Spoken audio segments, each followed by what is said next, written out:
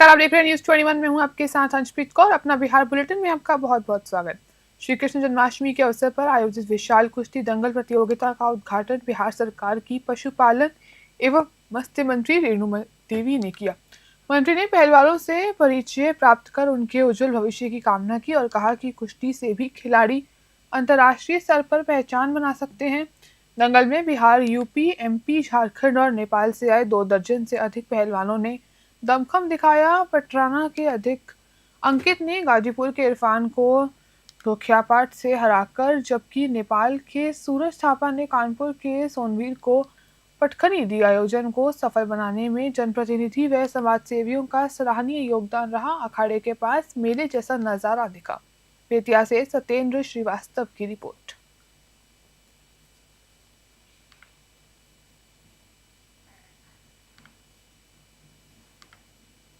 संध्या गश्ती के दौरान हरैया पुलिस ने सिवान टोला रोड पर वाहन चेकिंग के दौरान एक चोरी की मोटरसाइकिल पकड़ी। जांच में पता चला कि मोटरसाइकिल की टंकी में विशेष सेटिंग कर शराब छिपाई गई है। पुलिस ने टंकी से 12 बोतल बियर और 2 बोतल ब्लैक ओके शराब बरामद की। मौके से आरोपी शशि महतो को गिरफ्तार कर लिया गया है। प्रभारी किशन कुमार पासवान ने बताया कि आरोपी के खिलाफ मामला दर्ज कर अग्रणी कार्रवाई की जा रही है। रक्सैल से भूपेंद्र पांडे की रिपोर्ट।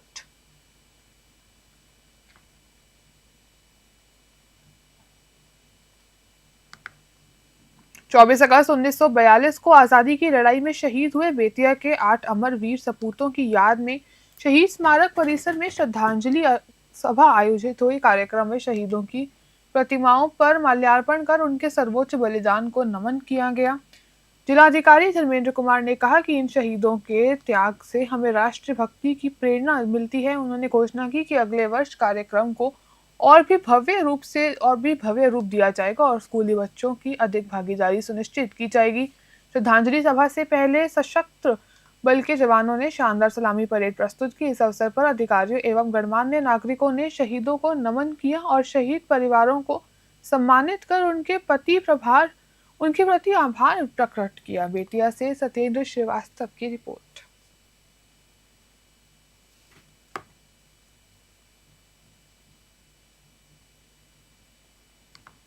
पश्चिम चंपारण के बैरिया अंचल के राजस्व कर्मचारी मुबासिर हसन का रिश्वतखोरी करते हुए वीडियो सोशल मीडिया पर वायरल होते ही जिला प्रशासन हरकत में आ गया।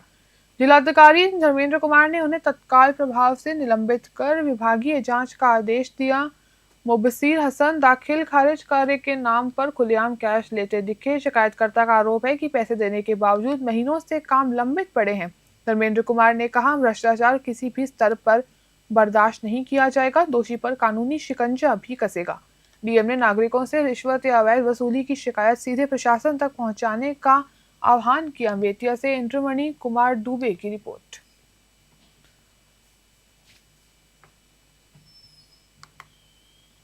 बढ़िया थाना क्षेत्र के गंगासराय रामनगर गैस गोदाम के पास शुक्रवार की रात लोहार गांव निवासी पुस्तक विक्रेता शत्रुघ्न साहू की गोली मारकर हत्या कर दी गई। घटना के विरोध में आक्रोशित लोगों ने बढ़िया राष्ट्रीय राजमार्ग को 10 घंटे तक जाम कर दिया। पुलिस प्रशासन 72 घंटे में गिरफ्तारी के आश्वासन के बाद जाम समाप्त हुआ। रविवार को व्यापारियों ने बढ़िया बाजार पूरी तरह से बंद रखा और धरने पर बैठ गए। धरना स्थल पर पहुंचे राजद नेताओं ने पीड़ित परिजनों को हर संभव मदद का भरोसा दिलाया। प्रदेश राजद प्रधान महासचिव राजीव विजय साहू और व्यावसायिक प्रकोष्ठ के अध्यक्ष गोपाल गुप्ता ने कहा, उप मुख्यमंत्री के क्षेत्र में ऐसी वारदात बेहद निंदनीय है। बिहार में अपराधियों के हौसले बुलंद हैं। लखीसराय से संतोष कुमार गुप्ता की रिपोर्ट। देखिए, घटना की जितना निंदा की जाए, समाज में इस तरह के हत्या का कोई स्थान नहीं है। जिस प्रकार से पहले रंगदारी मांगी गई और उसके बाद सरे शाम गोली मारकर शत्रुघ्न साहू का हत्या किया गया, पूरा व्यवसायी समाज ममाहत है। हम तो यहाँ के माननीय उप मुख्यमंत्री से पूछना चाहते हैं, बिहार के सेकेंड चेयर पर है, सेकेंड कुर्सी पर है, उनके क्षेत्र के एक व्यवसायी सुरक्षित नहीं है। गोलियों से हत्या की जा रही है उनका, और उनको जवाब देना चाहिए, उनको आना चाहिए। उनका क्षेत्र माननीय सांसद महोदय, माननीय केंद्रीय मंत्री ललन सिंह जी, गिरिराज सिंह जी, विजय सिन्हा जी कहाँ है आखिर? जंगल राज के बारे में लंबी लंबी बात करने वाले बड़हिया की जनता, बड़हिया के व्यवसायी उनको खोज रही है, उनसे पूछ रही है कि व्यवसायी लखीसराय में, बड़हिया में कोई व्यवसायी सुरक्षित नहीं है। पालमा समाज की राजनीति को नया मोड़ मिल गया है। इंडियन इंकलाब पार्टी को चुनाव आयोग से मान्यता मिल गई है। बिहेरी प्रखंड के बघौनी गांव में अखिल भारतीय पान महासंघ व आईआईपी की बैठक और सदस्यता अभियान आयोजित हुआ। कार्यक्रम की अध्यक्षता प्रखंड अध्यक्ष रामचंद्र दास ने की, जबकि जिलाध्यक्ष किशोरी दास मुख्य अतिथि रहे।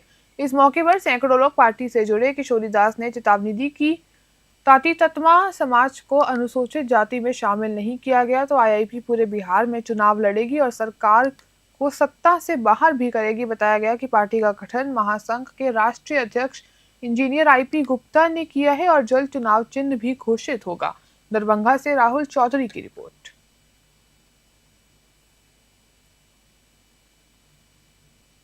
आज बहेरी प्रखंड अंतर्गत रामचंद्र जी के अध्यक्षता में बहेरी प्रखंड के बघौनी पंचायत में, बघौनी ग्राम पंचायत में श्याम दास के घर पर जो है आवास पर हम लोग जो है सो एक बैठक आयोजन किया। मेन उद्देश्य है जो पिछली सरकार के द्वारा जो हम लोगों का आरक्षण जो समाप्त किया गया है, इस संबंध में हम अपने समाज के साथ इस विषय किए हैं।